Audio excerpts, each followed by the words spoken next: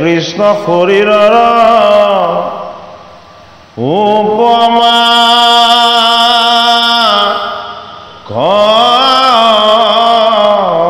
পাই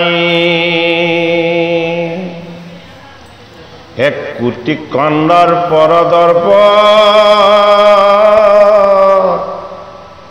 চুৰ হৈ দেখি অহেন ৰূপে জাত কৃষ্ণ সবা কুনিৰিখি এই অনন্দৰে প্ৰীতিৰ গৃহত প্ৰৱেশিলা এ দৈৱ কৃপমুখে সাতু মাতৃক নমিলা অচিৰকালে প্ৰিয় পুত্ৰ পায়া সাতু মা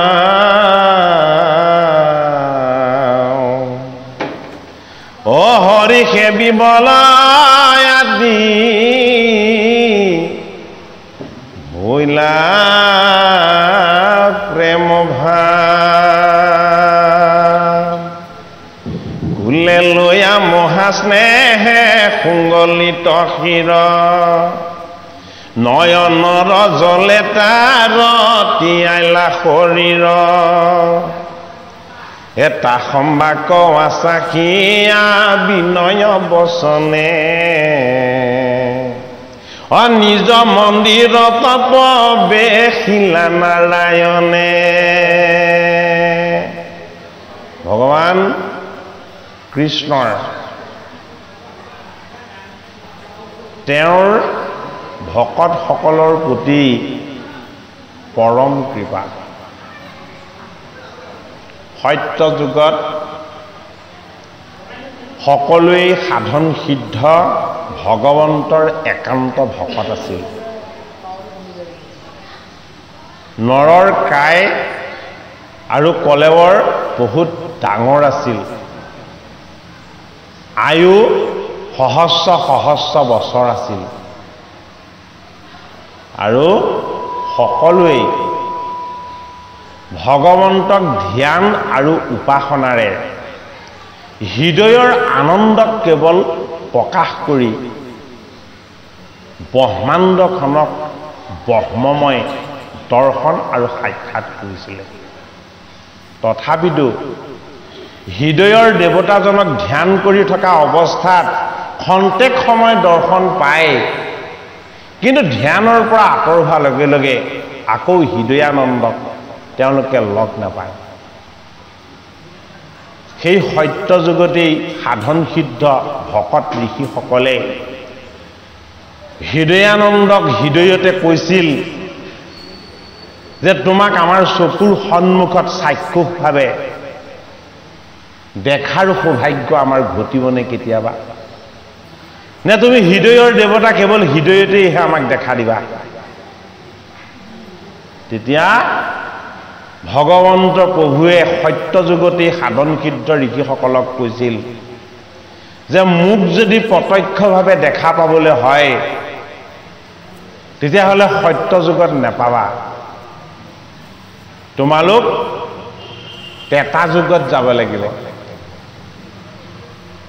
তেওঁ ক'লে আমিতো সাধন সিদ্ধ যোগী, আপোনাৰ ৰূপ আপোনাৰ তত্ত্ব আমি হৃদয়ত দৰ্শন কৰি এনে লাগে যে গোটেই ব্ৰহ্মাণ্ডত ইয়াতকৈ সত্য শুদ্ধ আৰু আনন্দময় ৰূপ ক'তো নাই। ইমান সুন্দৰ শ্যাম সুন্দৰ আপোনাৰ সেই ৰূপ, আপুনি যদি আমাক প্ৰত্যক্ষে দেখা পাবলৈ যায় আপুনি কি হৈ যাব? এতিয়া ভগৱন্ত প্ৰভুৱে উত্তৰ দিছিল বোলে মই নৰ হৈ যাম। তেতিয়া সকলো ঋষিয়ে ক'লে তেতিয়াহ'লে আমাক হয় বান্দৰ নহয় ভালুক নহয় ৰাক্ষস কৰি নিব। হয় আমাক বান্দৰ কৰি নিব, নহয় আমাক ভালুক কৰি নিব, নহয় আমাক ৰাক্ষস কৰি নিব। ভকত কৰিনো আনিবলৈ কিয় হাক দিলে? যে আপুনি যদি নৰৰ শৰীৰলৈ যায় তেতিয়াহ'লে আপোনাক আমি ঈশ্বৰ বুলি দেখিব লাগিব। আৰু আপোনাক আমি ঈশ্বৰ বুলি কেতিয়া দেখিম? আপোনাতকৈ আনন্দময় প্ৰশান্ত শুদ্ধ সত্য বস্তু জগতত ক'তো নাই। গতিকে আপুনি আমাক এনেকুৱা কৰি নিব যাতে আমাতকৈ বিশৃংখল কোনো নাথাকে,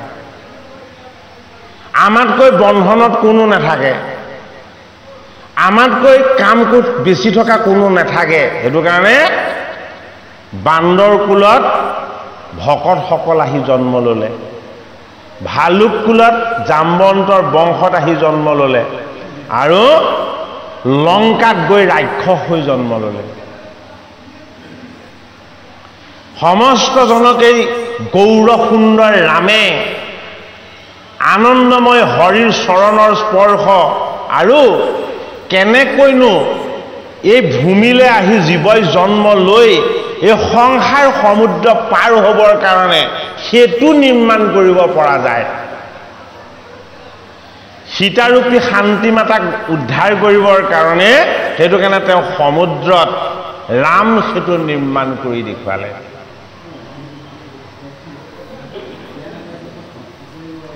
এই সংসাৰ সমুদ্ৰৰ পৰা জীৱক উদ্ধাৰ কৰিবৰ কাৰণে ত্ৰেতা যুগত তেওঁ ৰাম ৰূপেৰে অৱতাৰ ল'লে আৰু ৰাম ৰূপেৰে যেতিয়া জগতৰ হৰিক সেৱা শুশ্ৰূষাৰে আশীৰ্বাদৰ ভাগ সত্য যুগৰ ঋষি মনীষীসকলে পালে, তেতিয়া দেৱতাসকলে সাধন সিদ্ধ যোগীসকলে তপস্বীসকলে ভগৱন্ত প্ৰভুক প্ৰাৰ্থনা কৰিলে, হে জগতৰ হৰি, আপোনাৰ ইয়াতকৈও সুন্দৰ ৰূপ দৰ্শনৰ আমাৰ আশা থাকি গ'ল। তেখেতলোকক ক'লে বোলে মই দাপৰ যুগত আকৌ নৰ ৰূপেৰে অৱতাৰ ল'ম। দৈৱকীৰ গৰ্ভত মই কৃষ্ণ ৰূপত অৱতাৰ ল'ম। যিসকলে মোক একান্ত চিত্তে সত্য যুগৰ পৰা উপাসনা কৰি আহিছা, সেই যুগত মই তোমালোকক দাপৰ যদুকুলৰ প্ৰজা কৰি নিম, বৃন্দাবন আৰু গোকুল ধামৰ গোপী কৰি নিম, আৰু মোক বেদমন্ত্ৰৰে যে তোমালোকে উপাসনা কৰিছিলা, বেদৰ মন্ত্ৰবিলাকক মই নন্দৰ গৃহৰ গোবৎস কৰি নিম। ভগৱন্ত প্ৰভুৱে দাপৰ যুগত কৃষ্ণ ৰূপেৰে যেতিয়া অৱতাৰ ল'লে, তেতিয়া সমস্ত দেৱতাসকল যদুকুলৰ প্ৰজা হৈ আহিলে। সাধন সিদ্ধ ঋষি মুনিসকল গোকুলৰ গোপী হৈ আহিলে, আৰু বেদৰ মন্ত্ৰবিলাক আহিলে নন্দৰ গৃহৰ 9 লাখ গোবৎস হৈ। কিয়নো বেদৰ সাৰ হ'ল দৈৱকী নন্দন কৃষ্ণ। বেদ কি? বেদ হ'ল গাভী। বেদক কি কৰিব লাগিব? বেদক দোহন কৰিব লাগিব। বেদক যদি দোহন কৰা যায় তেতিয়াহ'লে কি হ'ব? তাৰ পৰা দুগ্ধ নিশ্চিত হ'ব। দুগ্ধক কি কৰিব লাগিব? দুগ্ধক মন্থন কৰিব লাগিব। এইটো কাৰণে গোকুল ধামৰ বৃত্তি হ'ল কি? বৃন্দাবন আৰু গোকুল ধামৰ বৃত্তি হ'ল গোৱাল, গোবৎস পালন। ভগৱান কৃষ্ণ আকাৰযুক্ত ঈশ্বৰ নহয়। ভগৱান কৃষ্ণ সাকাৰ ঈশ্বৰ নহয়। ভগৱান কৃষ্ণক প্ৰত্যক্ষভাৱে স্পৰ্শ কৰিব পৰা ভগৱান নহয়। এই কথা সত্য যুগত ঋষিসকলে জানিছিল। জনা স্বত্তেও তেওঁলোকেও প্ৰত্যক্ষভাৱে ভগৱন্তৰ চৰণ স্পৰ্শ কৰিবলৈ ইচ্ছা কৰিছিল। যিজনৰ জন্ম নাই, যিজনৰ মৃত্যু নাই, যিজনৰ আদি নাই, যিজনৰ অন্ত নাই, যিজন অনাদি আৰু অনন্ত, যিজন সৰ্বদা আনন্দময় সচ্চিদানন্দ ৰূপেণ কৃষ্ণ, সেইজনে ভকতক সন্তুষ্ট কৰিবৰ কাৰণে কৃপাময় হৰি হৈও সমস্ত সকলোৰে জগতৰ পিতৃ মাতৃস্বৰূপ ঈশ্বৰজন দশৰথৰ গৃহত আহি পুত্ৰ হৈ দেখুৱালে। বসুদেৱৰ গৃহত আহি পুত্ৰ হৈ দেখুৱালে। এই কৃপালু ঈশ্বৰজনক আমি পুত্ৰ ৰূপত আৰু কলিযুগত নেপাম। কৃপালু ভগৱানজনক আমি কি ৰূপত পাম? ভাগৱত ৰূপত পাম, ভকত ৰূপত পাম, সৎসংগ ৰূপত পাম, হয়নে? আৰু ভগৱন্তৰ গুণ যশ লীলা ৰূপত পাম। আটাইতকৈ ভাগ্যৱান সেইটো কাৰণে কলিৰ প্ৰজা। সত্য যুগত সহস্ৰ সহস্ৰ বছৰৰ ধ্যান, ত্ৰেতা যুগত সহস্ৰ সহস্ৰ যজ্ঞ, দাপৰ যুগত সহস্ৰ সহস্ৰ পূজা, ইমানখিনি কৰিও ভগৱন্তৰ প্ৰত্যক্ষ সান্নিধ্য লাভ কৰিব পৰা নাছিল। কিন্তু কলিযুগত ভগৱান কৃষ্ণক কলিযুগত নৰ হৈ স্বৰ্গৰ দেৱতা সৃষ্টিকৰ্তা ব্ৰহ্মা, কৈলাশ ধামৰ শিৱয়ো নৰ হৈ জন্ম ল'বৰ কাৰণে ভগৱন্তক প্ৰাৰ্থনা কৰে। এই জীৱশ্ৰেষ্ঠ নৰ হৈ যে আমি জন্ম ল'বলৈ ভগৱন্তৰ কৃপা পালো, এয়াই ভগৱন্তৰ আমাৰ প্ৰতি আটাইতকৈ ডাঙৰ বৰ। আমি যে নৰ হৈ জন্ম ল'লো এই ভূমিভাগত, এইটো ভগৱানে আমাক দান কৰা আটাইতকৈ শ্ৰেষ্ঠ বৰ। ভগৱানে আমাক দান কৰা আৰু এটা শ্ৰেষ্ঠ বৰ, যদি নৰ হৈ জন্ম ল'লো, ক'ত জন্ম ল'লো? ভাৰতবৰ্ষত জন্ম ল'লো। এইটো ভগৱানে দিয়া এটা বৰ ডাঙৰ বৰ। ভাৰতবৰ্ষত জন্ম লোৱাৰ উপৰিও যদিহে আমি কলিযুগত জন্ম ল'বলৈ পালো, তেতিয়াহ'লে সেইটো ভগৱানৰ এটা ডাঙৰ বৰ। কলিযুগত জন্ম ল'বলৈ পোৱাৰ পাছত যদি ভকতৰ সং গুৰুজনৰ চৰণ আৰু ভগৱানৰ নাম এই সম্পত্তি যদি কেনেবাকে লাভ কৰা যায় তেতিয়াহ'লে জীৱই পাবলৈ একো বাকী নাথাকে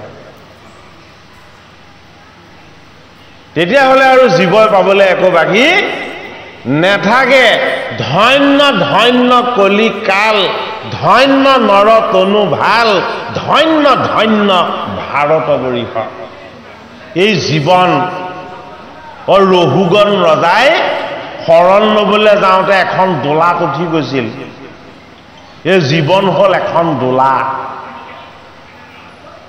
কি দোলা পঞ্চম স্কন্ধত দিছে ৰহুগণ নামৰ ৰহুগণ হ'ল এখন দোলাত উঠিবলগীয়া শৰণাপন্ন ৰজা কপিল প্ৰভুৰ চৰণত তেওঁ শৰণ ল'ব নামটো কি নামটো ৰহুগণ ভাগৱতৰ কথাবোৰ অকল এজনক কোৱা হয় কিন্তু প্ৰয়োগতি সকলোৰে লগত প্ৰয়োগ হয় ৰহুগণ মানেনো কি ৰহুগণ মানে ৰৈ থকা ৰহুগণ মানে কলৈ ৰৈ থকা জন্ম হৈ মৃত্যুলৈ ৰৈ থকা যি জন্ম হৈ মৃত্যুলৈ ৰৈ থাকে সেই তত্ত্বটোক কোৱা হয় ৰহুগণ ভাগৱতৰ পঞ্চম স্কন্ধত আছে সেইটো কাৰণে শৰণ ভজন তত্ত্ব এই জন্ম লৈ মৃত্যুলৈ ৰৈ থকাতকৈও জন্ম লৈয়ে কি কৰিব লাগিব কপিলৰ চৰণত শৰণ ল'ব লাগিব সেইটো কাৰণে ৰহুগণে কি ভাবিলে যে মই সিদ্ধসকলৰ মাজত শ্ৰেষ্ঠ জগতৰ হৰি মই কপিল ভগৱানৰ চৰণত শৰণ ল'ম কপিলে দেখুৱালে তেওঁ মহিমা বোলে কি মই অকল কপিল ৰূপেই নহয় বোলে কি মই ভাৱনা ভক্তি উপাসনাৰ মই ভকত ৰূপ ময়েই জড়ভৰত এই সংসাৰখনক জড় কৰি ঈশ্বৰক সত্য কৰি মই সাধনা কৰি ফুৰো সেইটো কাৰণে মোৰ ৰূপ জড়ভৰত মোৰ ৰূপ কপিল মোৰ ৰূপ দেৱঋষি নাৰদ মোৰ ৰূপ শিৱ মোৰ ৰূপ জনক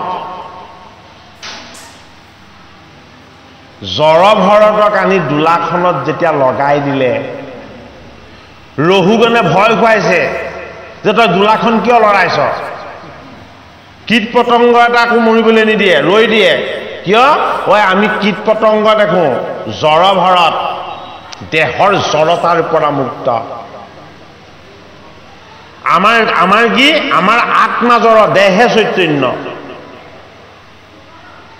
আমাৰ আত্মা জড় আমি আত্মা ঈশ্বৰক দেখা নাপাওঁ সেইটো কাৰণে আমাৰ দেহটো চৈতন্য জড়ভৰতৰ আকৌ কি জড়ভৰতৰ দেহটো জড় আত্মাটোহে চৈতন্য সেইটো কাৰণে ঈশ্বৰ ৰূপ কীট পতংগবিলাক দেখিলে কি দেখে ভগৱান কৃষ্ণক দেখা পায় এই জগতলৈ চাই দিলে প্ৰতিটো বস্তুতেই জড়ভৰতে ভগৱান কৃষ্ণই হাঁহি থকা দেখা পায় ৰহুগণক ৰজা বুলি কান্ধত তুলি লোৱা নাই ঈশ্বৰৰ অংশ শুদ্ধ বস্তু জীৱ বুলি কান্ধত তুলি ল'লে দোলাক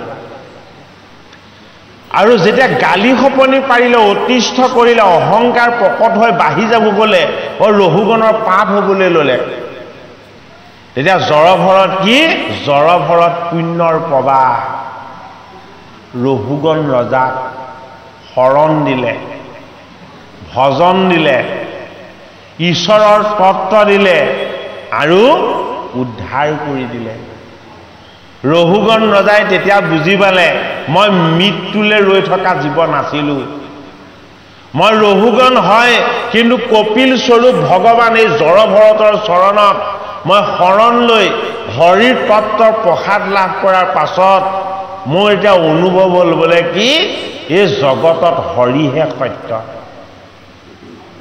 হৰিৰ বাহিৰে জগতত সমস্ত বস্তুৱেই মিছা মায়াময় আৰু মোহময় ভাগৱতৰ প্ৰথম স্কন্ধত সেইজন ভগৱান কৃষ্ণই পঞ্চপাণ্ডৱ কুন্তি মাতা দ্ৰৌপদী ইত্যাদি সকলক ত্যাগ কৰি কলৈ যাত্ৰা আৰম্ভ কৰিছে এইবাৰ তেওঁ পুনৰ দ্বাৰকাধীশ দ্বাৰকালৈ ঘূৰি আহিছে। এই যে দ্বাৰকাধীশ দ্বাৰকাৰ পৰা আঁতৰি পঞ্চপাণ্ডৱৰ লগত সভাসদ হৈ আছিলে। কুৰুক্ষেত্ৰৰ 18 দিনৰ যুদ্ধত অৰ্জুনৰ ৰথৰ সাৰথী হৈ আছিলে। পঞ্চপাণ্ডৱে সপ্তঐক্যহীনী সেনাৰ দ্বাৰা বিজয় সাব্যস্ত কৰিলত ধৰ্মৰ পুত্ৰ ধৰ্মৰাজ যুধিষ্ঠিৰক শিৰত জয়ৰ মুকুট পিন্ধাই নিজেই ঘোষণা কৰিলে, জয় ধৰ্মৰাজ যুধিষ্ঠিৰৰ জয়। এই মুকুট পিন্ধাই অলপ দিন তেওঁ কি কৰিলে, ৰজা পাতি কুন্তি মাতাক ৰাজমাতা পাতি তেওঁ দ্বাৰকাত থাকিলে। দ্বাৰকাত নহয়, হস্তিনাপুৰ আৰু ইন্দ্ৰপ্ৰস্থত থাকিলে। প্ৰথমবাৰৰ কাৰণে ভগৱান কৃষ্ণই তেওঁ পেহীয়েক সম্বন্ধত কুন্তি মাতাক ক'লেগে যে পেহী, তোমালোকে আৰু মোক খাটনি নকৰিবা, আৰু মই অহা বহুত দিন হ'ল।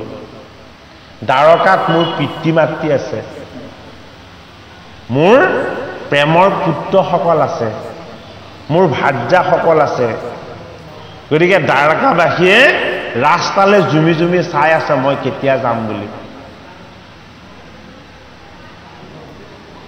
ভগৱান কৃষ্ণই হস্তিনাপুৰ আৰু ইন্দ্ৰপ্ৰস্থ এৰি যাম বুলি যেতিয়াই বাক্য ৰাখি দিলে, ধৰ্মৰাজ যুধিষ্ঠিৰে শিৰৰ পৰা মুকুটটো খুলি ভগৱান কৃষ্ণৰ চৰণত দি দিলে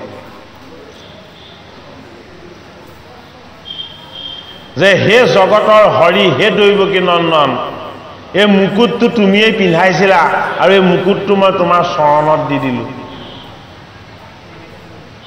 কৃষ্ণই হাঁহিছে, তুমি শিৰৰ মুকুটটো আকৌ মোৰ চৰণত কিয় দিলা? যে তুমি ইন্দ্ৰপ্ৰস্থ আৰু হস্তিনাপুৰত কেইদিনমান থাকি যোৱা।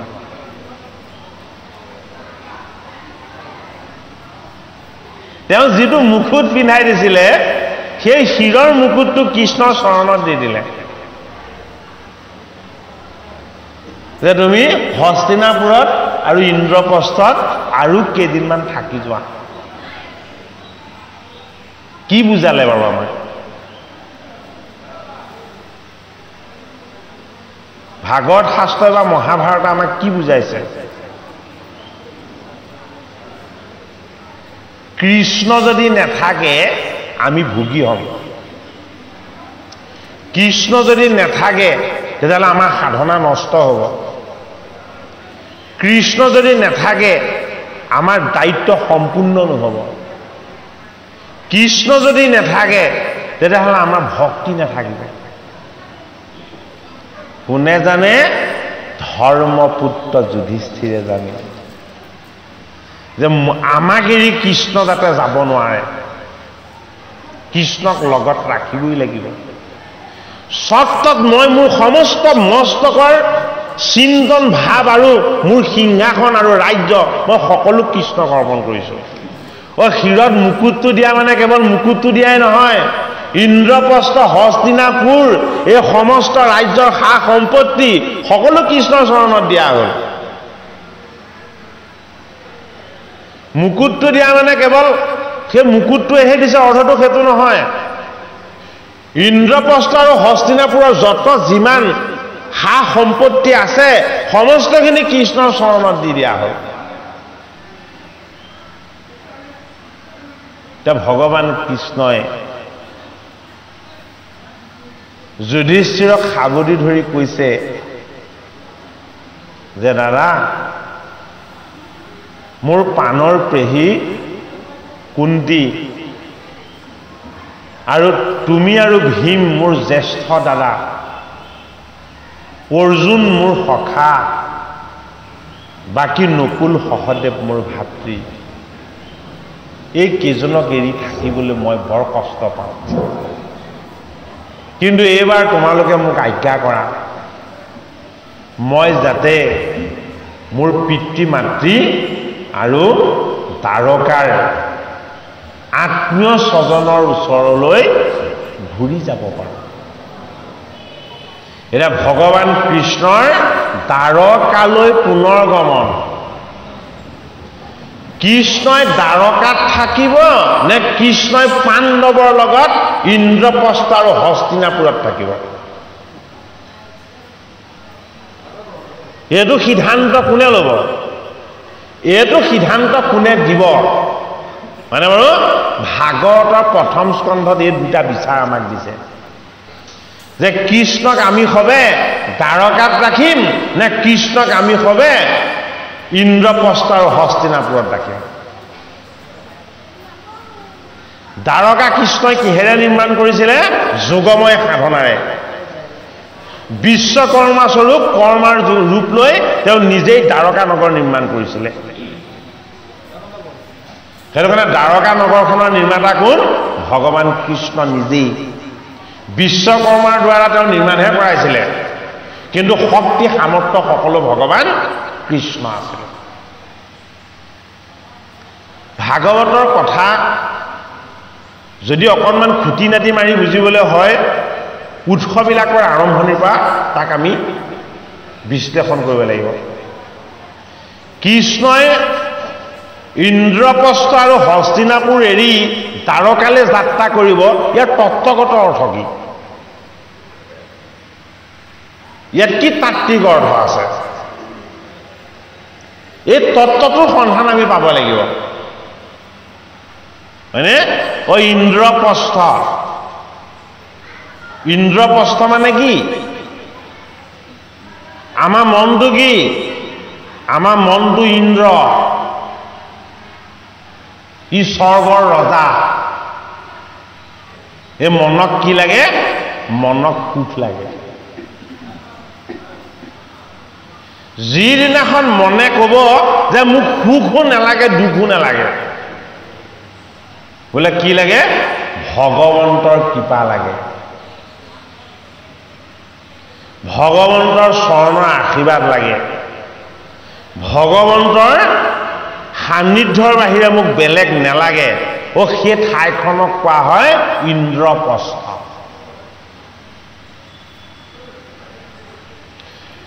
সদায় থিয় হৈ ঘোঁৰাৰ দৰে বাহ্যিক ফালে ধাৱমান হৈ থাকে কি? আমাৰ পঞ্চ ইন্দ্ৰিয়। দৃষ্টি বেয়া ফালে যায়, শ্ৰৱণে বেয়া শুনিব বিচাৰে, নাকেও মৎস্যগন্ধাময় দুৰ্গন্ধ ল'ব বিচাৰে, হয় নে নহয়? এইবিলাক বেয়াৰ ফালে ধাৱমান হৈ থাকিব বিচাৰে। গতিকে ইন্দ্ৰপ্ৰস্থ ক'ত নিৰ্মাণ হৈছিলে? খাণ্ডৱ নামৰ এখন বন আছিলে। এই খাণ্ডৱ বনখন অগ্নিদেৱতাই ক'লে যে তোমালোকে যজ্ঞত যিমানবিলাক ঘিউ মৌ ইত্যাদিবিলাক দিছিলা, এইবিলাকে মোৰ পেটটো ৰুগীয়া কৰিলে, মোক খাণ্ডৱ বনখন দহন কৰি দিয়া, মই যাতে তোমালোকে দিয়া সেই ঘিউ মৌ দধিবিলাকৰ পাৰ্শ্বক্ৰিয়াৰ পৰা মুক্ত হৈ যাওঁ।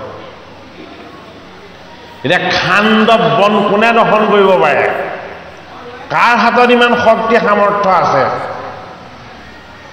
খাণ্ডৱ বন দহন কৰি অকলে দিব পৰা কাৰো শক্তি সামৰ্থ্য নাই। এজনৰ ওচৰত আছে, বোলে কোন? যিজন ভগৱান কৃষ্ণৰ সখা হ'ব পাৰিছে। ভগৱান কৃষ্ণৰ সখা কোন? অৰ্জুন। তেতিয়া অৰ্জুনে অগ্নিদেৱতাক ক'লে, হে অগ্নিদেৱতা, মই আপোনাক খাণ্ডৱ বনখন দহন কৰি দিম। অৰ্জুনে শৰ মাৰিলে, কীট পতংগ ইত্যাদি একো ওলাই যাবলৈ নিদিলে, আৰু অগ্নিৰে সৈতে গোটেই খাণ্ডৱ অৰণ্যখন কি কৰিলে? দহন কৰিলে। তাৰ পাছত অগ্নিদেৱতা প্ৰকট হৈ দেখা দিলে। দেখা দি অৰ্জুনক উপহাৰ হিচাপে এখন ৰথ দিলে। সেই ৰথখনৰ নামটো কি আছিলে? কপিধ্বজ। যিখন ৰথত ভগৱান কৃষ্ণ সাৰথি হৈছিল। আৰু এখন ৰাজ্যৰ নামটো কি আছিলে? হস্তিনাপুৰ। হস্তি মানে পাপ। হস্তি অজ্ঞান আৰু অবিদ্যা আৰু পাপৰ প্ৰতীক। না মানে নাইকিয়া কৰি দিব পৰা যাব বা হ'ব। হস্তি না। পুৰ মানে গাঁও, পুৰী মানে নগৰ। যিখন গ্ৰামত পাপ নাইকিয়া কৰি দিব পৰা যাব সেইখন হস্তিনাপুৰ।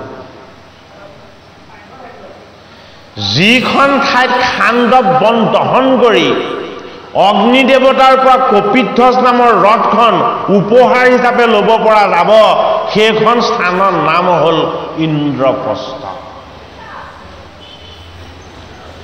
এই দুখন ঠাই এক কৰি ইন্দ্ৰপ্ৰস্থ আৰু হস্তিনাপুৰৰ কাৰণে এখন যুদ্ধ লাগি গ'ল। এই যুদ্ধখনেই হ'ল কি মহাভাৰত বা ভাৰত যুদ্ধ, কুৰুক্ষেত্ৰ যুদ্ধ।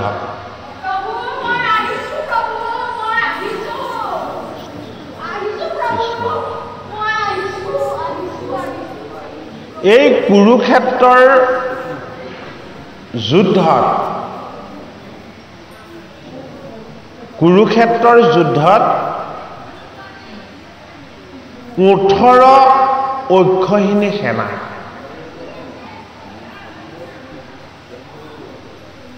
কুৰুক্ষেত্ৰৰ যুদ্ধ 18 দিন হৈছিলে।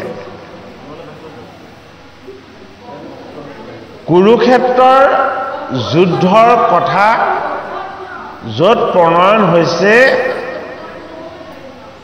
18 পৰ্বযুক্ত মহাভাৰত ৰখা হৈছে। এই 18 পৰ্বযুক্ত মহাভাৰতত 18 যুগ সম্বলিত গীতা সন্নিৱিষ্ট হৈছে। ষষ্ঠ পৰ্বত ভীষ্ম পৰ্বত। বেদব্যাসে প্ৰণয়ন কৰা 4 বেদ, বিভাজন কৰা 4 বেদ, প্ৰণয়ন কৰা 17 পুৰাণ, অষ্টদশদল মহাভাৰত আৰু মহাভাৰতৰ অন্তৰ্গত দিব্য জ্ঞানময় গীতা।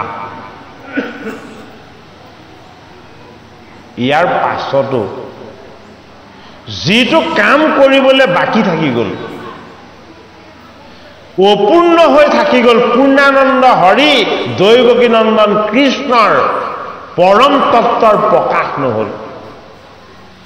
সেইটো কাৰণে বেদব্যাসৰ ভুলৰ সংশোধনেৰে ভাগৱতৰ প্ৰথম স্কন্ধ আৰম্ভ হ'ল। এই বৈকুণ্ঠৰ কল্পতৰু ভাগৱত শাস্ত্ৰৰ তত্ত্ব মৰ্ম আৰু ইয়াৰ অৰ্থ অত্যন্ত জটিল আৰু অত্যন্ত বৃহৎ। প্ৰতিটো কথাই আত্মা ঈশ্বৰকে ক'ব বিচাৰে। সেইটো কাৰণে আমাৰ লম্বমান ইন্দ্ৰিয়কেইটাক ভগৱন্তৰ চৰণত যদি আমি স্পষ্ট কৰি পেলাই দিব পাৰোঁ, ইন্দ্ৰিয় থকা ঠাইখনেই হ'ল কি ইন্দ্ৰ। চৰণত ভগৱানৰ সেৱাৰ কাৰণে আমি পেলাই দিব পৰা ব্যৱস্থা ইন্দ্ৰপ্ৰস্থ। হস্তিৰূপী পাপুময় কাইটোত আত্মাৰূপী ঈশ্বৰ আছে, কিন্তু আমি অনুভৱ নকৰোঁ, নাজানো। যদি এই হস্তিৰূপী পাপুময় আমাৰ কাইটোত, এই দেহটোত আত্মাৰূপী ঈশ্বৰ আছে বুলি আমি যদি অনুভৱ কৰিবলৈ যত্ন কৰোঁ, ইয়াত পাপ নাইকিয়া হৈ যাব। হস্তিনাপুৰ এই দুখন ঠাইত কৃষ্ণ কি হৈ আছে? এই দুখন ঠাইত কৃষ্ণ দুৰ্যোধনৰ কাৰণে দূত হৈ আছে, আৰু দুৰ্যোধনৰ কাৰণে কৃষ্ণ কি হৈ আছে? শত্ৰু ৰূপত আছে, মৃত্যু ৰূপত নাই। পাণ্ডৱৰ কাৰণে কৃষ্ণ কি ৰূপত আছে? পাণ্ডৱৰ কাৰণে কৃষ্ণ ঈশ্বৰ ৰূপত আছে। এই সকলো কথা আমাৰ দেহ তত্ত্বত আছে। সেইটো কাৰণে ভাগৱত এতিয়া ইমান পাঠ পৰ্যালোচনা হ'বলৈ লৈছে। আমি এতিয়া ভকতৰ নিমন্ত্ৰণ ৰক্ষাহে কৰিব নোৱাৰা হৈছোঁ। ইমানেই ভকতসকলে বা সেৱকসকলে ইমানেই অনুষ্ঠান আয়োজন কৰিছে। কিয় কৰিছে যে আমি আধ্যাত্মিক ঈশ্বৰৰ চৰণৰ তত্ত্বৰ যদি ভাগ কেনেবাকৈ জীৱনত নেপাওঁ তেতিয়াহ'লে আমাৰ কি হ'ব দুখ কষ্ট যান্ত্ৰণা হ'ব ধন সম্পত্তি ঐশ্বৰ্য বিভূতি বিদ্যা বুদ্ধি এইবিলাকে জীৱক তাৰিব নোৱাৰে জীৱ তাৰণৰ যিটো উপায় জীৱ তাৰণৰ উপায়টো ক'ত দিছে ভাগৱতত দিছে গীতাত দিছে জীৱ উদ্ধাৰ হোৱাৰ উপায়টো দিছে আমাক এই যে দুখন ঠাইত কৃষ্ণ আছে এখন ইন্দ্ৰপ্ৰস্থ এখন হস্তিনাপুৰ একেলগে হয়নে কৃষ্ণ কি হৈ আছে হস্তিনাপুৰ আৰু ইন্দ্ৰপ্ৰস্থত কৃষ্ণ সভাখন হৈ আছে গতিকে সভাখন অৰ্থত আমি কি বুজিব লাগিব আজি এখন সভা হয়নে এই সভাৰ প্ৰত্যেকজনকে যদি আমি একেলগ কৰি দিওঁ তেতিয়া কি বুলি ক'ম সভাসদ বুলি ক'ম সভাৰ প্ৰতিজনকে যদি আমি একগোট কৰি কওঁ বহু বচনটোক যদি এক বচনলৈ লৈ যাওঁ তেতিয়াহ'লে কি বুলি ক'ম সভাসদ বুলি ক'ম আৰু ভাগৱত শাস্ত্ৰত গুৰুজনাই আমাক উপদেশত কি বুলি কৈছে শুনা সভাসদ লোক মহাভাগৱত পদ সভাসদ বুলি কৈছে এই সভাসদ মানে কি এই জগত সভা ইয়াত কেৱল সভাসদ বুলি অকল নৰসকলকে গুৰুজনাই সম্বোধন কৰা নাই তিন তৰু লতিকা বিৰিখ জড় জীৱ সমস্ত জনকে ঈশ্বৰৰ অংশ বুলি তেখেতে সভাসদ বুলি সম্বোধন কৰিছে পাণ্ডৱৰ সভাসদ কোন কৃষ্ণ কৌৰৱৰ কাৰণে কি কৌৰৱৰ কাৰণে শত্ৰু কৃষ্ণই কিয় কৌৰৱৰ লগত থাকিবলৈ ইচ্ছা নকৰিলে তেওঁতো সমস্ততে সম আমি বুজিব লাগিব কথাখিনি আমি মন্থন কৰিব লাগিব কৃষ্ণই কৌৰৱৰ লগত কিয় থাকিব নিবিচাৰিলে ডাঙৰ প্ৰশ্ন এইটো কাৰণে কৌৰৱৰ লগত কৃষ্ণ থাকিব নিবিচাৰিলে কৌৰৱৰ লগত এজন বৈষ্ণৱ আছিলে আৰু এজন ভকত আছিলে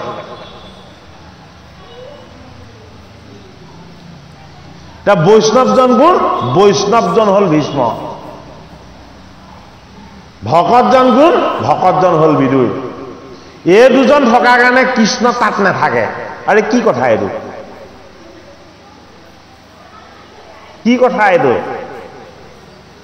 কৃষ্ণই বুজাই দিছে মই এই ভীষ্ম মই এই বিদুৰ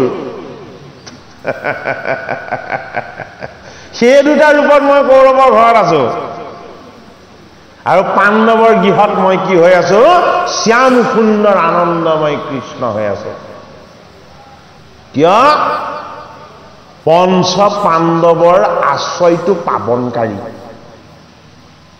পঞ্চ পাণ্ডৱৰ তত্ত্ব কি আধ্যাত্মিক ঈশ্বৰমুখী তত্ত্ব আৰু কৌৰৱৰ ধৃতৰাষ্ট্ৰৰ তত্ত্বটো কি আছিলে ধৃতৰাষ্ট্ৰৰ তত্ত্বটো আছিলে অজ্ঞানৰ জন্মান্ধ তেওঁ জন্মান্ধটো জন্মগত তেওঁক ঈশ্বৰে দিয়া দান কিন্তু তেওঁ সেৱা শুশ্ৰূষা কৰিম বুলি চকু দুটা খুলিহে ল'ব লাগিছিলে তেওঁ নেদেখাৰ কাৰণে নিজেও অন্ধ হৈ দিয়া ব্ৰত আছে জানো জগতত ব্ৰতেই ভুল কৰি পেলালে স্বামী যদি অন্ধ হয় ময়ো প্ৰতিমাই ঢাকি দিম আৰে ঢাকিছে ঢাকক চিৰদিনৰ কাৰণে ঢাকক যদি খুলিছে সেইদিনাখন খোলক যিদিনাখন জগতৰ হৰি কৃষ্ণ তেওঁলোকৰ তালৈ দূত হৈ গৈছিলে কৃষ্ণ দূত হৈ যাওঁতে সেই জগতৰ হৰি মই ব্ৰত পালন কৰি স্বামীৰ ব্ৰতক ৰক্ষা কৰি মই আৰু স্বামীৰ অভেদ্য আমি এইটো বুজাবৰ কাৰণে মই চকু ঢাকি ৰাখিছিলোঁ আৰু আজি তোমাৰ দুখন অৰুণ চৰণ চাবৰ কাৰণে মই চকু খুলি দিছোঁ গান্ধাৰীয়ে যদি কৃষ্ণৰ চৰণ চাম বুলি চকু খুলি দিলেহেঁতেন দুৰ্যোধন দুঃশাসন ৰচনা নহ'লেহেঁতেন চকু কেতিয়া খুলিলে তোক যাতে কোনেও বধ কৰিব নোৱাৰে তোক যাতে কোনেও বধ কৰিব নোৱাৰে মই তোক সেই দৃষ্টিৰে চাই দিম এবাৰ অহংকাৰৰ প্ৰতীক হ'ল দুৰ্যোধন দুৰ্যোধন ৰূপী অহংকাৰক যদি অমৰ কৰিবলৈ গান্ধাৰী মাতাই যদি ব্ৰত পালন কৰে তাত কৃষ্ণ থাকিব জানো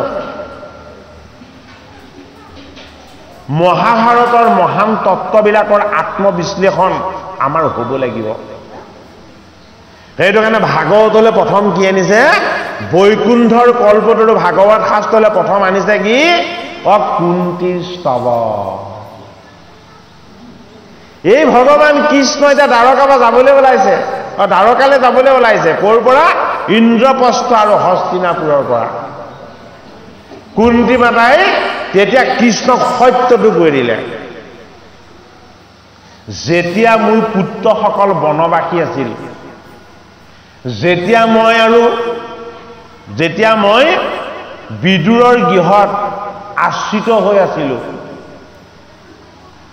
যেতিয়া মই ভিক্ষাৰী আছিলোঁ হে কৃষ্ণ তেতিয়া তুমি সদায় মোৰ লগত আছিলা সদায় তুমি মোক হাঁহি হাঁহি আশীৰ্বাদ দিছিলা যেতিয়াই মোৰ 5 জন পুত্ৰই এই ভাৰত যুদ্ধত বিজয় সাব্যস্ত কৰি মোৰ জ্যেষ্ঠ পুত্ৰ ধৰ্মৰাজ যুধিষ্ঠিৰ যেতিয়া ৰজা হ'ল মই যেতিয়া ৰাজমাতা হলো আৰু এতিয়া তুমি আমাক এৰি যাবলৈ ওলাইছা তোমাক আৰু বুজিবলৈ বাকী নাই হে হৰি হে দৈৱকী নন্দন কৃষ্ণ তুমি যদি মোক বৰ দিব বিচাৰিছা তেতিয়াহ'লে মোক সুখ আৰু আনন্দ নালাগে যিমান জীৱৰ কাৰণে দুখ আছে সকলো দুখ তুমি মোকে দিয়া আমি ভগৱানৰ পৰা কি বিচাৰো আমি ভগৱানৰ পৰা সদায় সুখৰ টুকুলা ভিক্ষা কৰি আছো নে নাই হয়নে কুন্তি মাতাই ভগৱান কৃষ্ণৰ পৰা বৰ ল'লে যত যিমান দুখ আছে সকলো দুখ তুমি মোক উপহাৰ হিচাপে দিয়া কৃষ্ণই কৈছে যে হে পেহী বৰ বিৰল বৰ ল'লা দেখোন কিয় তুমি এনেকুৱা কৰিলা তেতিয়া কুন্তীয়ে কি বুলি ক'লে যে যিটো বিপদ আহে সেই বিপদতে মই তোমাক স্মৰণ কৰিম মই সম্পদত থাকিলে সুখত থাকিলে মই তোমাক পাহৰি থাকিম যেতিয়াই মোৰ বিপদ আহে মই তেতিয়াই তোমাক উপাসনা কৰিম মই তোমাক মনত পেলাম আৰু মই তোমাক পোৱাৰ আনন্দ পাম সেইটো কাৰণে তুমি মোক সুখ দিব নালাগে দুখ দিয়া মই তোমাকহে পাব বিচাৰো মই জীৱনৰ সুখ আৰু আনন্দ মই তোমাৰ মাজতে পাব বিচাৰো তুমি মোক পাৰ্থিব সুখবিলাক দি তুমি মোক যান্ত্ৰণা নিদিবা কৃষ্ণ ভাগৱতৰ প্ৰথম স্কন্ধত কুন্তি মাতাই স্তুতি কৰিছে শ্ৰী কৃষ্ণায় বাসুদেবায় দৈৱকী নন্দনায় নন্দ গোপ কুমাৰায় গোবিন্দায় নমো নমঃ নমঃ পঙ্কজনাভায় নমঃ পঙ্কজমালিনে নমঃ পঙ্কজনেত্রায় নমস্তে পঙ্কজংঘ্রে বসুদেবসুতং কৃষ্ণং কংসাসনুরমর্দনম দৈবকী হৃদয়ানন্দম কৃষ্ণং বন্দে জগৎগুরু কুন্তি মাতাই কৃষ্ণক চিনি পালে কি বুলি চিনি পালে যে তুমি দৈবকী আৰু বসুদেৱৰ পুত তুমি বাসুদেৱ এই জগতখনক তুমি পদ্মময় কৰি ৰচনা কৰি যাবলৈ কি এই জগত মায়াত যদিও আশ্ৰিত হৈ আছে জগতৰ কোনো মায়াই তোমাক স্পৰ্শ নকৰে তুমি কি তুমি পদ্ম সদৃশ নিষ্পৃহ তুমি পঞ্চ পাণ্ডৱৰ পৰা একো নিবিচৰা, কেৱল এটাই বিচৰা, বোলে কি পঞ্চ পাণ্ডৱ যাতে সদায় সৎ হৈ থাকে, পঞ্চ পাণ্ডৱ যাতে সদায় ন্যায়শীল হৈ থাকে, পঞ্চ পাণ্ডৱ যাতে সদায় ধৰ্মশীল হৈ থাকে, পঞ্চ পাণ্ডৱে যাতে কেতিয়াও সত্য নেৰে। তুমি সদায় সেইটোৱে বিচাৰা। তুমি কি তুমি পদ্ম সদৃশ নিস্পৃহ ঈশ্বৰৰ নিৰাকাৰ তত্ত্ব। সেইটো কাৰণে পংকজাংঘয় পদ্ম সম নাভিজাৰ প্ৰণামো বাৰম্বাৰ হে নমো পদ্ম দিব্যমালা ধাৰী হে নমো পদ্ম সমনেত্ৰ পদ জাৰ শতপত্ৰ নমো ভগতৰ ভয় হাৰি নমো ভগতৰ ভয় হাৰি। অকমান বুজি পাব লাগিব। ভগৱানৰনো মুখখন পদ্ম সদৃশ, ভগৱান কৃষ্ণৰ চৰণ পদ্ম সদৃশ, ভগৱান কৃষ্ণৰ নেত্ৰ পদ্ম সদৃশ, সমস্তখিনি পদ্ম সদৃশ বুলি কিয় ক'লে? কি অৰ্থ তাৰ? হয়নে? পদ্ম মানে কি? পদ্ম মানে পদুম, যিটোক আমি পদুম ফুল বুলি কওঁ, হয়নে বাৰু? কিন্তু এই পদুম ফুলৰ বস্তুবিলাকৰ লগত ভগৱান কৃষ্ণক কিয় এক কৰি দেখুওৱা হৈছে? হয়নে? একমাত্ৰ পদুম ফুল ফুলি থাকোঁতে কালৈও নাচায়। মন কৰিছেনে বাৰু? পদুম ফুল বাহে অকণমান এনেকৈ তললৈ হাউলি চাই থাকে। আপুনি ফুলপাহলৈ চাব পাৰে, কিন্তু সি আপোনালৈ নাচায়। কিয় নাচায়? পদুম ফুলে সূৰ্যমুখী হৈ আকাশলৈ চায় আৰু পৰিণত হোৱাৰ পাছত তলৰ ফালে চায়। দুটা বস্তু ঈশ্বৰৰ।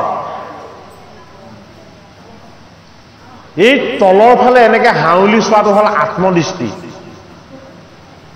আৰু ওপৰৰ ফালে সূৰ্যমুখী হৈ ফুলাটো কি? সেইটো ঈশ্বৰৰ কৰ্ম, ঊৰ্ধ্বগামী গতি। পদ্ম ক'ত আশ্ৰিত? বোকা আৰু পানী। এই বোকা আৰু পানীটো কি? আমাৰ সংসাৰৰ মায়া আৰু মোহ। সংসাৰৰ মায়া, মোহ, কাম, ক্ৰোধ, দম্ভ, দেহ, অহংকাৰ, এইবিলাক একেলগে বোকা পানী। এই বোকা পানীৰ বিকাৰতে উৎপত্তি হৈছে কি? আমাৰ জীৱন তত্ত্ব। এই বিকাৰত উৎপত্তি হৈ চলি থকা, তাৰ পৰা ৰস লৈ বাচি থকা এই জীৱনে যদি কেনেবাকে গুৰুৰ চৰণ পায়, ভকতৰ সংগ পায়, ভগৱানৰ নাম পায়, কি হৈ যাব? সংসাৰী জীৱ বুলি পাহৰি যাব। আমি ঈশ্বৰৰ কথা শুনিবলৈহে জন্ম লৈছিলোঁ, এনে অনুভৱ হ'ব। সেইটো কাৰণে কামনা, বাসনা, মোহ, ৰাগ, দেশ, এই বিকাৰবিলাকৰ পৰা জগতৰ জীৱবিলাকক মুক্ত কৰি দিব পৰাৰ যিটো শক্তি, সেই শক্তিটো হ'ল পদ্ম। সুগন্ধিযুক্ত, তাত কোনো দুৰ্গন্ধৰ বিকাৰ নাই। সেইটো কাৰণে কৃষ্ণ কি? কৃষ্ণ যেনি হাঁহি হাঁহি যায়, ভুমুৰা মৌ মাখিবিলাকে তেওঁক আৱৰি ধৰি ধৰি উৰি ফুৰে। কিয়? কৃষ্ণৰ দেহৰ পৰা চন্দন, তুলসী আৰু পদ্মৰ সুগন্ধি প্ৰকাশ হয়। কৃষ্ণৰ দেহটো কি? কৃষ্ণৰ দেহটো হ'ল চিন্ময় আত্মাৰূপ। য'তে ইচ্ছা তেওঁ ইচ্ছা কৰি সেই ৰূপত প্ৰকট হৈ দৰ্শন দি দিব পাৰে। যিমান সুন্দৰ বুলি কৃষ্ণক কল্পনা কৰিব পাৰে বৃন্দাবনৰ গোপীয়ে, সিমান সুন্দৰ দেখে কৃষ্ণক। কৃষ্ণৰ সুন্দৰতাটো গোপীসকলৰ হৃদয়ৰ ভাৱনাৰ গভীৰ ৰূপ। এইটো কাৰণে কৃষ্ণক ইমান সুন্দৰ দেখে তেওঁলোকে ভাগৱতৰ প্ৰথম স্কন্ধ দ্বাৰকা আমাৰ দেহ তত্ত্ব ইন্দ্ৰপ্ৰস্থ আৰু হস্তিনাপুৰ আমাৰ মন তত্ত্ব আপুনি ঈশ্বৰ কৃষ্ণক দেহ তত্ত্বত পাবনে মনৰ তত্ত্বত পাব এই দুটা সিদ্ধান্ত আপোনাৰ এইটো কাৰণে দেহৰ তত্ত্বত যদি কৃষ্ণক চাই দেহক মিছা বুলি ভাবিব লাগিব আত্মাক সঁচা বুলি ভাবিব লাগিব এয়া দ্বাৰকাধীশ এই পঞ্চভূতৰ দেহৰ জগতৰ হৰি কৃষ্ণ হল মালিক আৰু কৃষ্ণ যদি ইন্দ্ৰপ্ৰস্থৰ হস্তিনাপুৰতেই সভাসদ হৈ আছে বুলি যদি আমি ভাবিবলৈ হয় তেতিয়াহ'লে আমাৰ এই হস্তিনাপুৰ হল দেহ ইন্দ্ৰপ্ৰস্থ হল আমি ভগৱানৰ চৰণত আশ্ৰিত এই বুলি ভাবি আমাৰ বাহ্যিকমুখী ইন্দ্ৰিয়বিলাকক যদি গুৰুদেৱ নাম ভকতৰ তত্ত্বৰে ঈশ্বৰমুখী গতি দান কৰিবলৈ যত্ন কৰোঁ দুইখন স্থানতেই দৈৱকী নন্দন কৃষ্ণ কৌৰৱৰ কাৰণে মই দুৰ্যোধন হৈ অহংকাৰ দুঃশাসন হৈ হিংসা শকুনি মামা হৈ কুটবুদ্ধি দুষ্টবুদ্ধি আৰু কৰ্ণ হৈ বিজাতীয় কৰ্ম ধৃতৰাষ্ট্ৰ হৈ অজ্ঞান আৰু অবিদ্যা গান্ধাৰী হল মায়া আৰু মোহৰ বন্ধন এইবিলাক কি এইবিলাক মই কৌৰৱৰ পক্ষত ভীষ্ম হৈ মই মনৰ ভ্ৰম হওঁ আধৰুৱা কৃপাৰ আচাৰ্য ৰূপেৰে মই কৃপাচাৰ্য হওঁ পুৰা কৃপা কৰিব নোৱাৰে সেইটো কাৰণে কৃপাচাৰ্য কি আধৰুৱা কৃপাৰ আচাৰ্য দ্বৈত বুদ্ধি হৈ মই দুৰ্ণচাৰ্য হওঁ ব্ৰাহ্মণ হৈও যুদ্ধ কৰিবলৈ গ'লে এইবিলাক কৌৰৱৰ লগত থকা পাপুময় বৃত্তি পাণ্ডৱৰ ফালে কৃষ্ণ নিৰাকাৰ নিগুণ ৰূপত কি হৈ আছে কুন্তি মনৰ সাত্বিক কৰ্তব্যবোধ পাণ্ডু মনৰ শুদ্ধ সাত্বিক বৃত্তি পুণ্যময় বৃত্তিবিলাক হল পাণ্ডু শুদ্ধ সাত্বিক গুণবিলাক হল কুন্তি এইটো কাৰণে ঈশ্বৰৰ আধ্যাত্মিক তত্ত্বহে আমাক এই চৰিত্ৰবিলাকৰ দ্বাৰা আমাক দিব বিচাৰিছে এইটো কাৰণে এই শাস্ত্ৰ মৈত্ৰৰ শাস্ত্ৰ নহয় কোৰ শাস্ত্ৰ বৈকুণ্ঠৰ শাস্ত্ৰ মৈত্ৰৰ ধ্যান ধাৰণা আৰু ভাৱনাৰ এই শাস্ত্ৰৰ তত্ত্ব মৰ্ম অৰ্থ আমি একো ভেদ কৰিব নোৱাৰিম এইটো কাৰণে ইমান ভাগৱত অনুষ্ঠান পাতিছে ভাগৱত পাঠ কৰিছে ভাগৱত বিশ্লেষণ হৈছে আমাৰ ভাৱনা ভক্তি যদি এতিয়াও আধ্যাত্মিক নহয় তেতিয়াহ'লে আমিনো কি কৰিছো আমাৰ ভাৱনা আৰু ভক্তিৰ স্তৰটো ঊৰ্ধ্বগামী কৰাব লাগিব আমি কাহিনীত যদি লাগি থাকো সাধুত যদি লাগি থাকো তেতিয়াহ'লে আমি উদ্ধাৰ হ'ম জানো বৃন্দাবনৰ গোপীয়ে যদি গোটেই দুগ্ধবিলাকক মন্থন কৰি কৰি মাখনকণহে কৃষ্ণক দিছিলে তেতিয়াহ'লে আমিও শাস্ত্ৰৰ মন্থন কৰি কৰি কৃষ্ণ তত্ত্বৰ অমৃতকণ আমি পান কৰিব লাগিবনে নালাগে হয়নে বাৰু কৃষ্ণ তত্ত্বৰ অমৃত পান কৰিব লাগিব এতিয়া পঞ্চ পাণ্ডৱ বা সপ্ত ঐক্যহীনী কৃষ্ণ বস্তু কেনেকে আছে সাত্বিক কৰ্তব্যবোধ ৰূপেৰে কুন্তি পুণ্যময় প্ৰবৃত্তিবিলাক কি পাণ্ডু এই দুটাৰ বন্ধন নোহোৱাকে যদি মনৰ যি ইচ্ছা তাকে কৰি দিয়ে কুন্তি মাতাই এবাৰ কৰি দিছিলে কি হৈ গ'ল কৰ্ম বিজাতীয় হৈ গ'ল কোন জন্ম হল কৰ্ণ উৎপত্তি হল মনেৰে যি ইচ্ছা যায় তাকে কৰি দিলে বিজাতীয় কৰ্ম হ'ব আৰু তাৰ পৰা কৰ্ণৰ উৎপত্তি সেইটো কাৰণে কৰ্ণ পাণ্ডৱৰ পক্ষলৈ কৃষ্ণই মাথোতেও যাব নোৱাৰিলে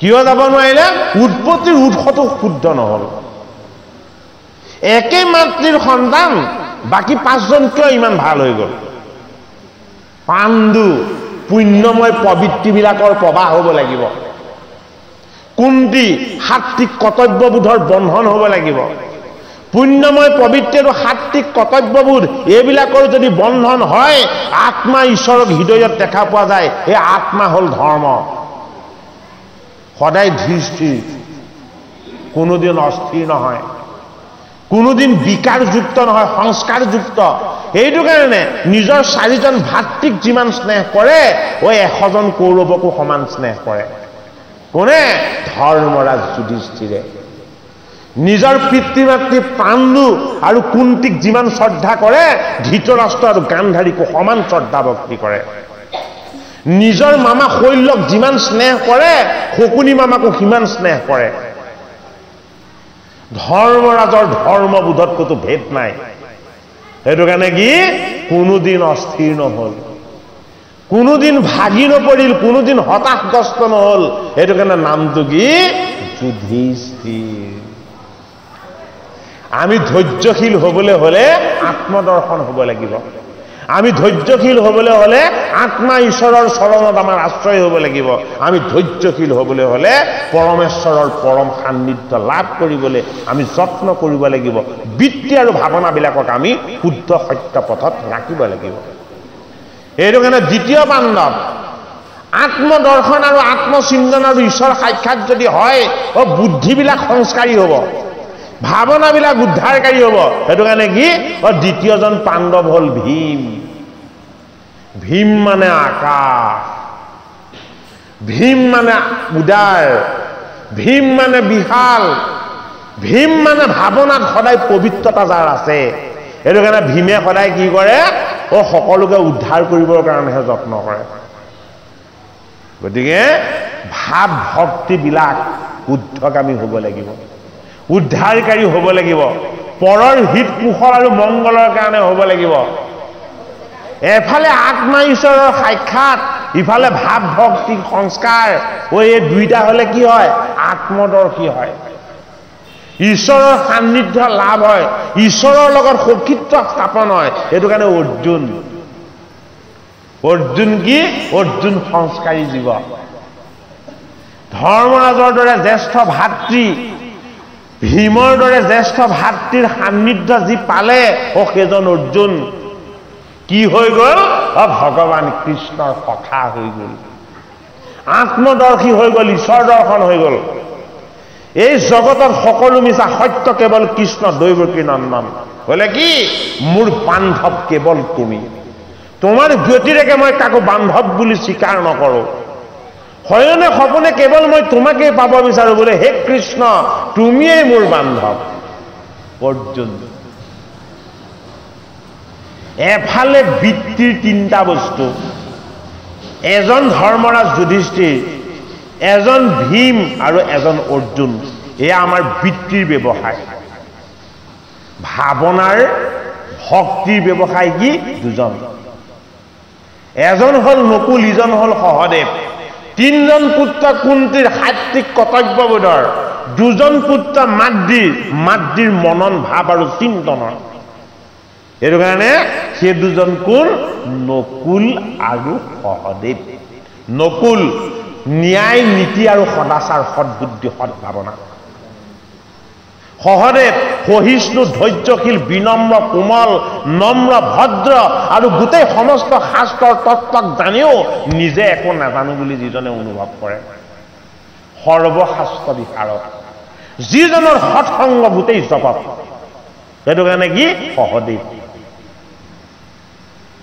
গতিকে দুটা বস্তুৰ সংস্কাৰ যদি নহয় কৃষ্ণ বস্তুক আমি ইন্দ্ৰপ্ৰস্থ হস্তিনাপুৰত আমি কেনেকে পাম এই দুটা বস্তুৰ সংস্কাৰ ভগৱত ঈশ্বৰ সেৱা কৰাৰ সমস্ত ভকতৰে হ'ব লাগিব প্ৰথম সংস্কাৰ কি হয় বৃত্তি আমাৰ বৃত্তিবিলাক যাতে পুণ্যশীল হয় পুণ্যশীল বৃত্তিবিলাকৰ নাম হ'ল পাণ্ডু যি বৃত্তিত অহংকাৰ নাথাকে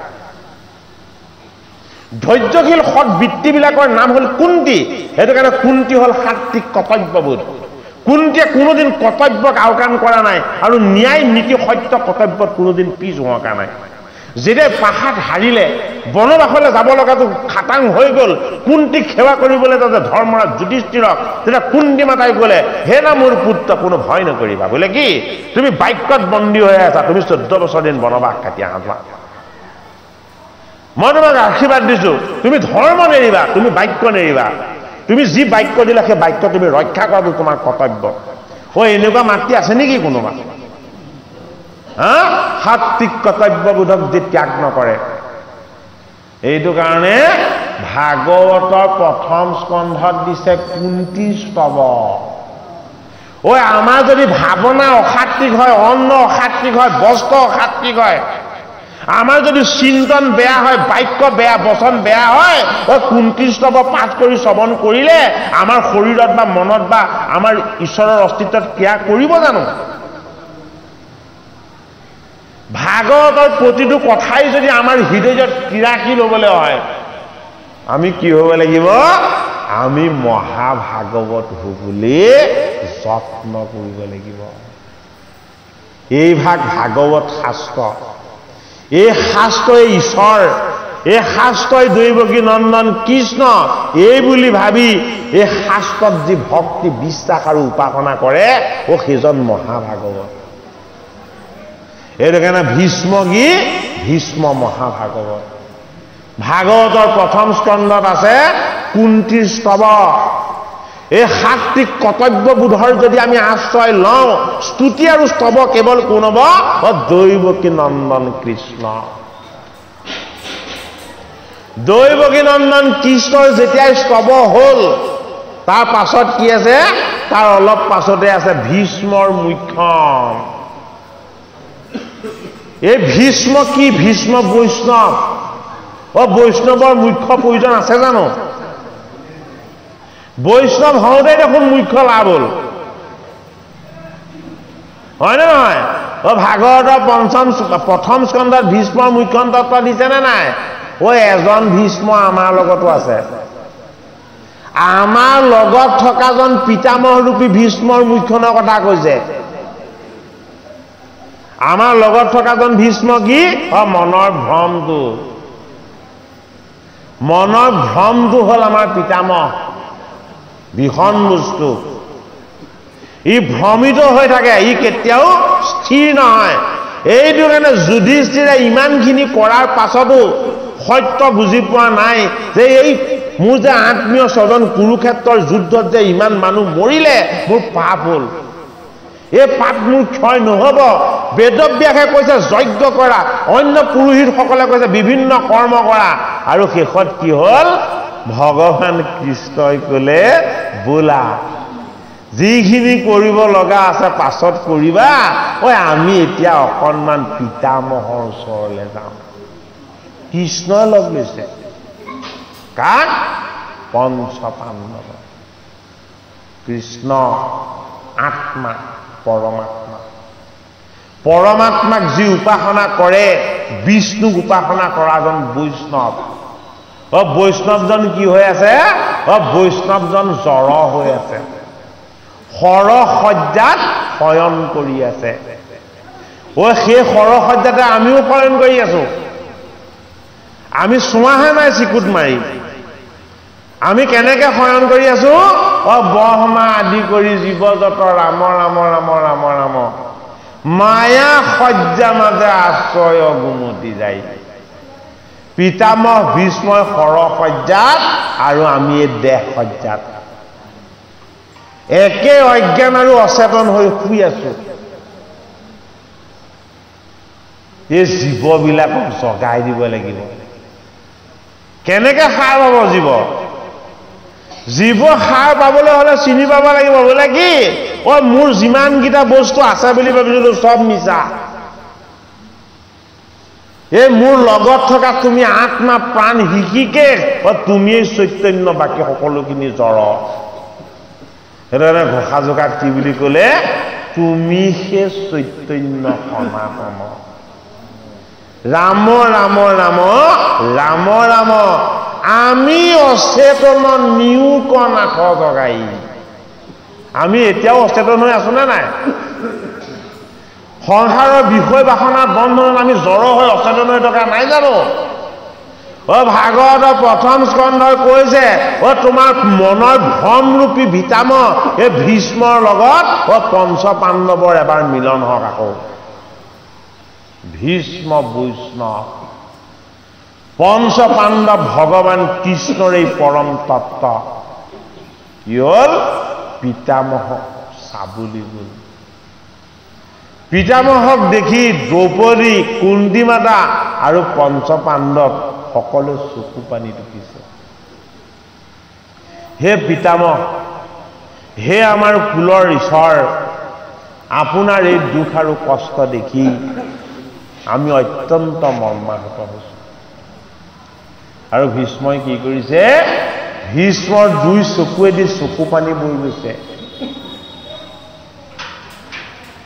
ভীষ্মই মনেৰে সৈতে ভগৱান কৃষ্ণৰ চৰণ চুইছে পিতামহ ভীষ্মই মনেৰে সৈতে ভগৱান কৃষ্ণৰ কাৰণে চাকি জ্বলাইছে ভগৱান কৃষ্ণৰ কাৰণে তেওঁ মনেৰে ভাবেৰে বুধেৰে সৈতে কি কৰিছে ভগৱান কৃষ্ণৰ চৰণ ধুৱাইছে ভগৱান কৃষ্ণৰ চৰণৰ জল ভক্তি ভাবেৰে শিৰত লৈছে আৰু ভগৱান কৃষ্ণক পৰসজ্জাত থাকোতেই পিতামহ ভীষ্মই অনন্য ভাবেৰে স্তুতি কৰিছে কিহে কৰিছে মনেৰে কৰিছে কাৰণ তেওঁ পৰসজ্জাত পৰি আছে তেওঁ মাতিব নোৱাৰে হয়নে বাৰু ভীষ্মৰ লগত এটা বৰ আছিলে